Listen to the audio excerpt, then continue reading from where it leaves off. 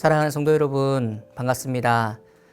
오늘 이 아침에 여러분들과 함께 살펴볼 하나님 말씀은 창세기 29장 25절 한 절 말씀이 되겠습니다.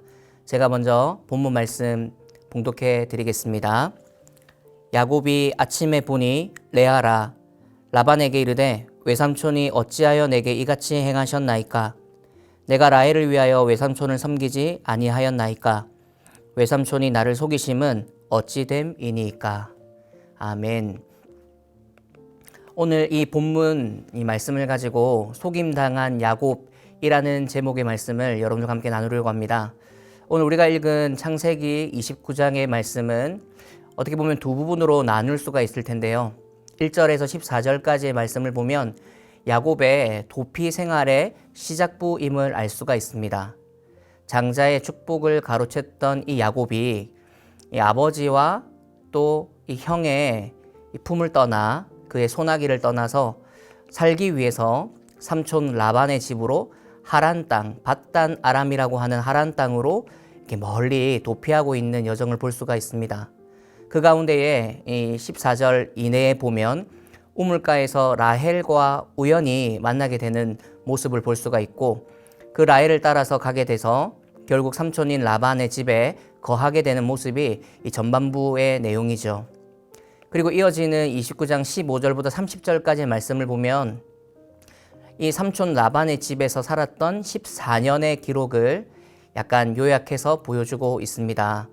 라반이 야곱에게 네가 여기서 일을 하고 사는 것에 대한 보수를 내가 제안한다라고 말하면서 야곱에게 제안을 하게 되고, 야곱은 그 보수로 라헬을 원하게 되죠. 이에 대해서 라반이 야곱에게 라헬을 원한다면 7년 동안 일을 할 것을 이렇게 제안을 하게 되고, 야곱은 7년을 마치 7일처럼 여기면서 열심히 그 가정과 그 사물을 다하고 사명을 다합니다. 약속된 기한이 차서 그 7년이라는 시간이 흘러 야곱이 라반에게 요구하게 되죠. 삼촌 이제 라헬을 제게 주십시오. 이렇게 요구하게 되는 것이죠.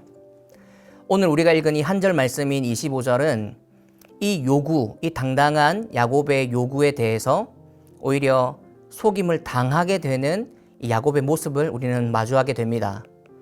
왜냐하면 당시 이 밧단 아람 하란 땅의 결혼의 풍속이라는 것이 동네 사람들 모두를 모아 잔치를 열고 오랜 시간 동안 이 결혼식의 예식을 진행하고 있는 것인데, 그날 밤 바로 이 라반은 라헬이 아니라 레아라고 하는 언니를 야곱에게 들여보냈기 때문이죠.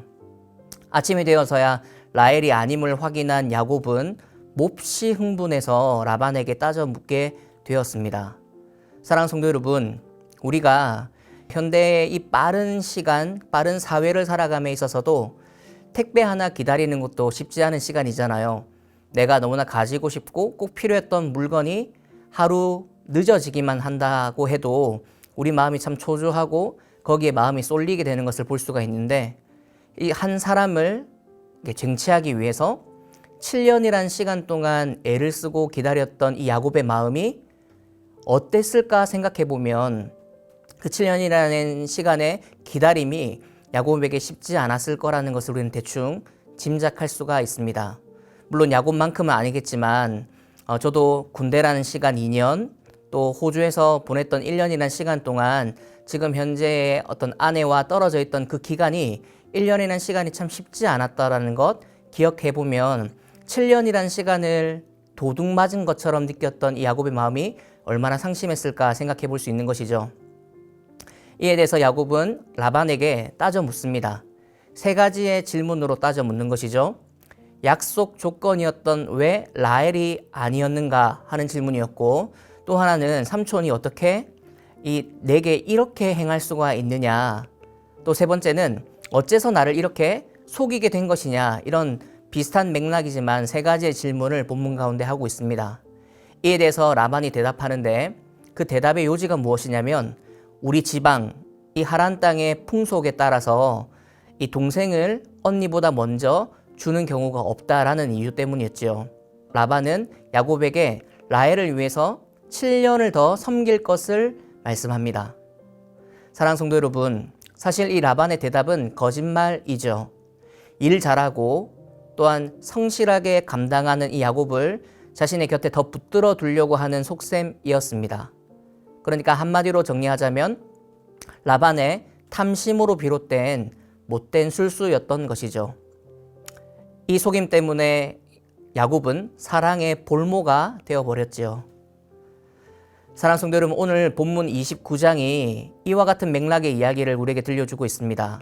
그런데 저는 이 본문을 묵상한 가운데에서 한 가지 깨닫게 되는 것이 있었습니다. 그것은 무엇이냐면 우리나라의 속담에도 있는 것처럼 심은 대로 거두게 된다라는 것이죠. 야곱이 누구였습니까? 그 형의 모든 것을 빼앗고 쟁취하기 위해서 거짓을 일삼았던 사람. 마치 자기가 속이는 자였음에도 불구하고 타당한 삶으로 여기며 자신의 목숨을 살리기 위해서 도망자의 길을 떠났던 이 야곱의 삶. 지금 자신은 잠깐 그 속임수로 장자의 축복권은 빼앗을지 몰랐지만 자신이 7년 동안 한 여자를 위해 봉사하고 섬겼던 그 세월을 도둑맞은 자의 입장에 서 있는 것을 우리는 보게 되는 것이죠. 잠깐의 속임이 7년이란 세월을 속임당하는 자의 모습으로 바꾸어진 것입니다.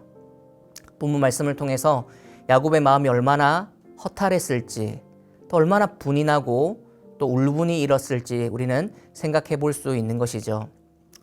그와 동일하게 두 번째로 제가 깨닫게 되는 것은 그렇게 하나님은 참 공의로우신 분이다라는 것을 깨닫게 됩니다. 우리가 행한 대로 갚으시는 하나님.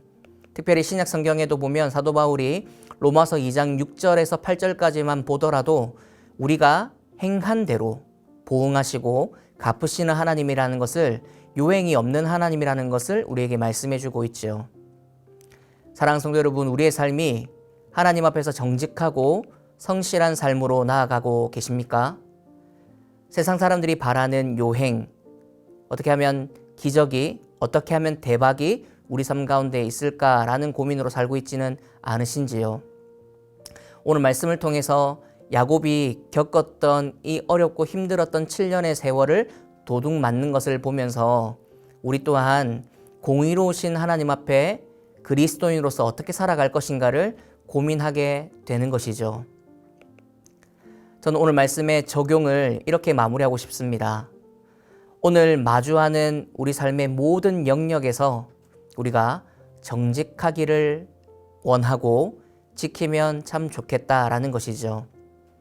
속이지 않고 잘못도, 또 우리의 실수도, 우리의 모자람도, 혹시나 그 누군가에게 말하기가 껄끄러운 부분까지도 그 정직함을 유지한다면 그리스도인으로서 우리가 당하지 않을 화를 당치 않는 그런 하루가 되지 않겠나라는 생각을 하게 되는 것입니다. 진실되게 마주한 영역 속에 진실로 살아가는 여러분들의 삶이 되시기를 예수님의 이름으로 축복합니다. 그런 저와 여러분들의 삶이 되시기를 기대하고 소망합니다. 기도하겠습니다. 사랑하는 하나님, 감사합니다. 오늘 본문 가운데 나오는 이 야곱의 모습을 통해서 속이는 자가 얼마나 크게 속임 당하는지를 보며 뿌린 대로 거두고 심은 대로 거둔다라는 마치 우리나라의 속담처럼 이 말씀이 우리에게 다가옵니다. 요행을 바라지 않고 성실과 정직으로 행하고 살아내서 하나님의 이름을 영광스럽게 하고 그리스도인답게 살아가는 저희들의 삶이 될 수 있도록 인도하시고 용기 주시기를 원합니다.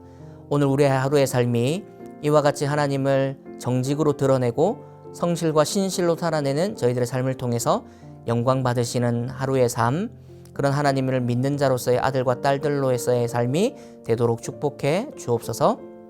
감사드리며 예수님의 이름으로 기도드립니다. 아멘.